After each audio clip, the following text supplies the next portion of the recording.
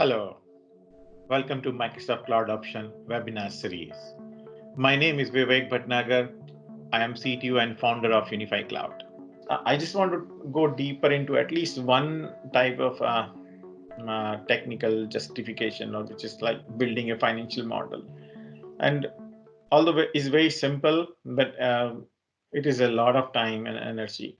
And I can show you in maybe the next session on planning that how this financial model actually built the numbers. But creating a financial model that accurately represent the full business value of any cloud transformation can be very, very complicated. Financial model and business justification tend to vary for different to different organization.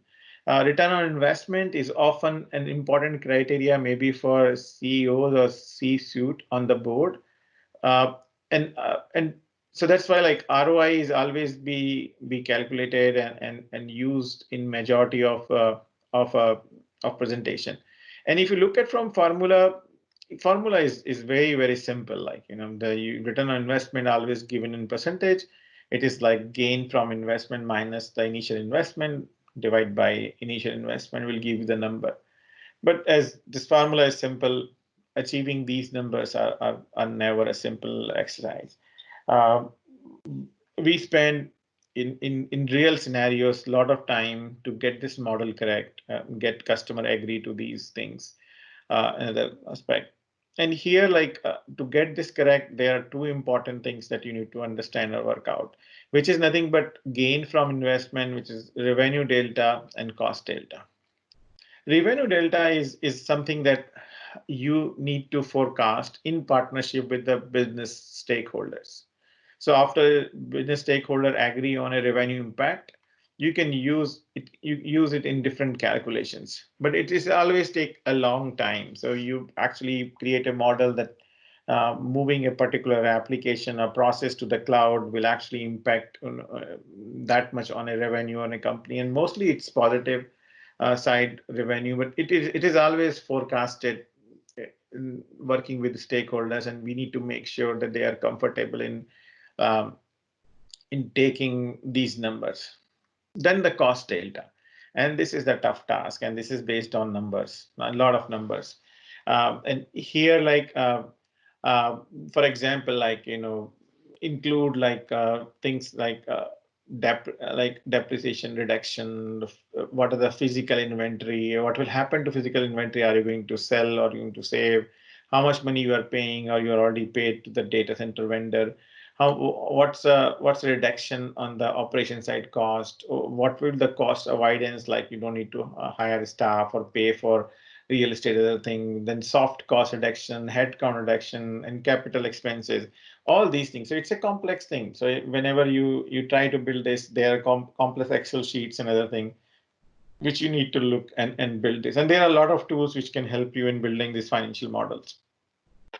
But I strongly encourage everyone who is taking this journey to get this financial model correct. So there are other models you need to get correct, but the financial model, correct cost of like TCO, total cost of ownership for the cloud, return on investment from 1 to 5 years, how much is basically investment for cloud capabilities that we're going to build, what will happen for additional disaster recovery, and other thing, what's going to happen if you pay to a different licensing scheme. Sometimes you get a lot of discount for paying for 1 to 3 years in advance to the different cloud vendors, particularly Microsoft.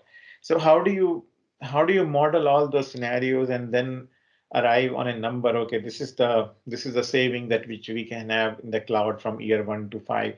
And a lot more time the saving would be negative. Maybe it's negative for 1 or 2 years, then it will go into positive and very high number into like 3, 4, and 5 years. So there's a lot of ways to work around this. I will take Microsoft example and show you. One thing I want to cautious, like sometimes you do all this hard work and still financial model uh, not working for a customer. I know it's not favorable. It is showing still on premises is still maybe a better way to stay. But in all those scenarios, what I have found that they have not properly analyzed the digital state. There is something called 5R model to analyze digital state, which we are going to cover more in detail in planning.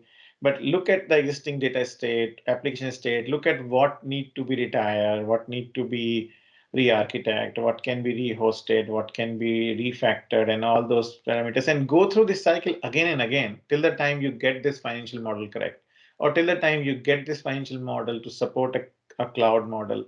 Try to do this in a iterative fashion, and then their majority of time you will find that you get the correct financial model, which actually point to the transformation to the cloud, and can also point to those workloads which you actually believe should stay on premise.